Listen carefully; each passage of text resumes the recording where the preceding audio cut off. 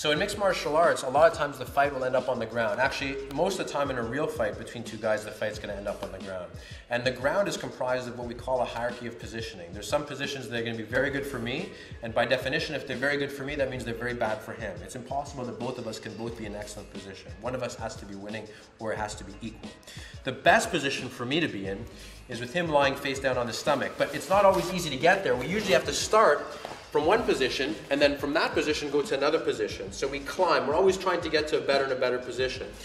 Common position we talked about before is in the mounting position. And from here, we talked about how I can punch him and he can defend, and I can go to arm bars, or there's different options for submissions. But a lot of times, if he eats enough punishment with the punches, he's going to want to escape, and he's turning to his stomach. So in mixed martial arts, this is actually, for me, the best position to be in a fight.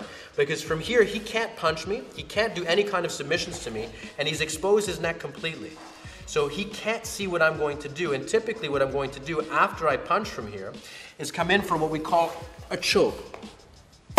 It's a very strong pressure on the neck, and he has to give up or he's going to go to sleep. It's cutting off the blood to the brain on one side, and it's also cutting off the oxygen to the brain. So it's a combination choke from that perspective. Let's take another quick look from here at what's happening. So I'm coming up to a high mounted position. He's defending the punches, but only so well. Eventually, panic is going to set in, and he wants to escape, but his escape is to make a big mistake, and he goes from the pot to the fire. From here, by turning to his stomach, he's limiting his options.